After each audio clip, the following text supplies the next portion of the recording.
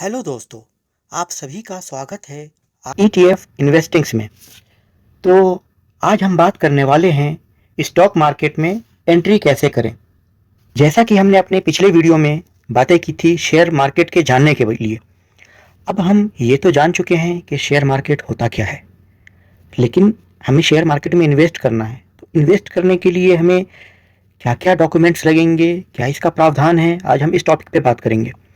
तो दोस्तों, share market में इन्वेस्ट करने के लिए हमें चाहिए होता है एक ट्रेडिंग अकाउंट।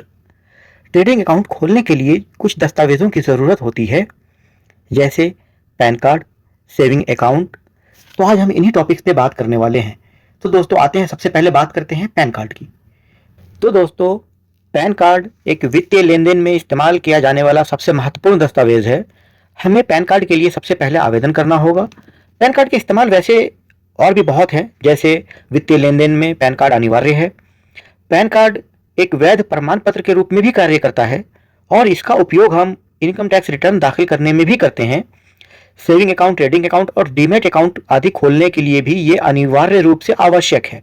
तो सबसे पहले हम अपना पैन कार्ड अप्लाई करेंगे और जब हमारा पैन कार्ड आ जाएगा उसके बाद हम सेविंग अकाउंट के लिए अप्लाई करेंगे। पैन कार्ड मिल जाने के बाद आपको अपनी पसंद के किसी भी एक बैंक में अपना बचत खाता यानी सेविंग अकाउंट खोलना होगा। अब हमारे पास पैन कार्ड भी है और सेविंग अकाउंट भी है, तो हमें देखना है कि हमें अपना ट्रेडिंग अकाउंट किधर खोलना है, किसके पास खोलना है। तो ब्रोकर के पास खोलना है। ब्रोकर कैसे होते हैं? तो दोस्तों, ब्रोकर दो प्रकार के होते हैं। एक होते हैं फुल सर्विस ब्रोकर, एक होते हैं डिस्काउंट ब्रोकर। तो फुल सर्विस ब्रोकर वो होते हैं जो हमें डीमैट खाता के साथ साथ कुछ एक्स्ट्रा सर्विसेज भी प्रोवाइड करते हैं, जैसे इन्वेस्टमेंट एडवाइस प्रोवाइड करना, रिसर्च रिपोर्ट प्रोवाइड करना, पोर्टफोलियो मैनेज करने में हेल्प करना, टोटल एसेट मैनेजमेंट के लिए एडवाइस देना। फुल सर्विस ब्रोकर आपको इसके अलावा भी पर्सनल सर्विसेज भी प्रोवाइड करता है। आपकी इन्वेस्टमेंट से रिलेटेड आपको एडवाइस देता है कि आपको क्या करना है और कब किस शेयर को बाई करना है, कब कहाँ एग्जिट होना है। दूसरा है दोस्तों डिस्काउंट ब्रोकर। जैसा कि नाम से ही पता चलता है, डिस्काउंट ब्रोकर एक रियायती या निश्चित रेट पर काम करने वाली सीमित सेवाएं प्रदान करने वाली एक ब्रोकिंग फर्म होती है। डिस्काउंट ब्रोकर हमें एक मंच प्रदान करता है जहां से हम शेयर बाजार में इन्वेस्टमेंट कर सकते हैं, ETF शेयर्स और इक्विटीज खरीद और बेच सकते हैं। डिस्काउंट ब्रोकर हमें किसी भी प्रकार की कोई पर्सनल एडवाइस नहीं देते हैं। तो दोस्तों, अब हमने अपना ब्रोकर सेलेक्ट कर लिया कि हमें किस ब्रोकर के पास जाना है, डिस्काउंट ब्रोकर के पास या फिर फुल सर्विस ब्रोकर के पास। ये आपका अपना व्यक्तिगत फैसला होना चाहिए कि आपको किस ब्रोकर को इस्तेमाल करना है। जब आपने ब्रोकिंग सेलेक्ट कर ली तो आपको अब अकाउंट खोलना है। तो डीमैट अकाउंट आप ऑनलाइन अप्लाई कर सकते हैं। ऑनलाइन खाता खोलने के लिए आपका मोबाइल नंबर आपके आधार से लिंक होना अनिवार्य है। खाता खोलने के लिए कुछ महत्वपूर्ण दस्तावेज इस प्रकार है। पहचान प्रमाण पत्र, जिसमें कि आप अपने पैन कार्ड को यूज कर सकते हैं। पता प्रमाण पत्र, यहाँ आधार कार्ड, वोटर ID कार्ड या फिर आपका पासपोर्ट भी इस्तेमाल किया जा सकता है। अधिकतर लोग अपना आधार कार्ड इस्तेमाल करते हैं। इसके साथ ही साथ आपको आपका एक पासपोर्ट साइज का फोटो लगेगा या फिर आपको वो वीडियो कॉन्फ्रेंसिंग के जरिए सत्यापित करेंगे। साथ ही आपको आय प्रमाण पत्र भी पेश करना होगा। आय प्रमाण पत्र आपके बैंक के पिछले 6 महीने का स्टेटमेंट हो सकता है या नया भरा हुआ आपका ITR कॉपी या 3 महीने की आपकी सैलरी स्लिप हो सकती है।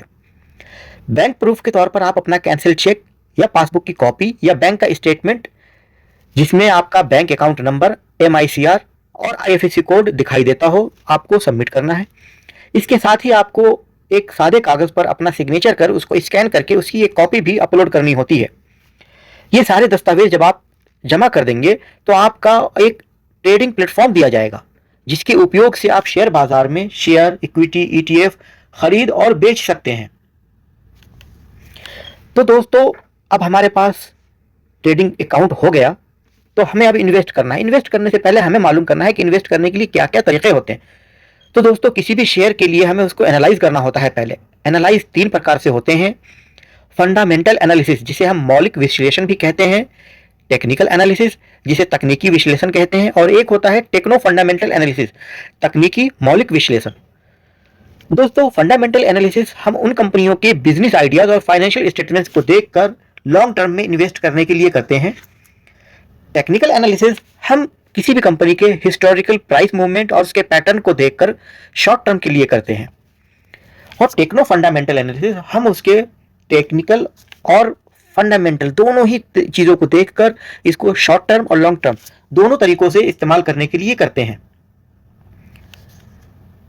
तो दोस्तों, अब हमने शेयर खरीदने से रिलेटेड सारी जानकारी हासिल कर ली। हमें कब किस शेयर को बाई करना है, किस तरह के शेयर को बाई करना है, हमें लॉन्ग टर्म में जाना है, शॉर्ट टर्म में जाना है, या टेक्नो फंडामेंटल एनालिसिस करके हमें स्विंग हासिल करनी है। हम इन सब चीज़ों के बारे में डिटेल्स में और भी आगे बातें करेंगे। अभी फिलहाल हम आपको सारांश में बताते हैं कि अब आप शेयर बेचेंगे कैसे। आपने जैसे कभी कोई शेयर बाई किया तो शेयर सेल करने के लिए आपको वापस अपने ट्रेडिंग अकाउंट पर ही आना होगा। उस ट्रेडिंग प्लेटफॉर्म पर आप अपने शेयर को सेल करेंगे। उदाहरण के तौर पे जैसे आपने कोई एक शेयर, मान लें कि आपने मार्च 2020 में एसबीआई के शेयर खरीदने का फैसला किया, क्योंकि महामारी के कारण शेयरों की कीमतों में भारी गिरावट आई हुई थी। 23 मार्च 2020 को एसबीआई के एक शेयर की कीमत 183 रुपये 20 पैसे था और आपने 100 शेयर खरीदे तो कुल निवेश आपका 18,320 रुपया हुआ। आपने ठीक एक साल के बाद 8 मार्च 2021 को अपने इन शेयरों को बेचने का फैसला किया। उस दिन एसबीआई के एक शेयर की कीमत 389 रुपये 60 पैसे थी। तो अब आपको कुल निवेश मूल्य 38,960 रुपये होगा। अतः शेयर को बेचने से प्राप्त लाभ आपको 20,640 होगा।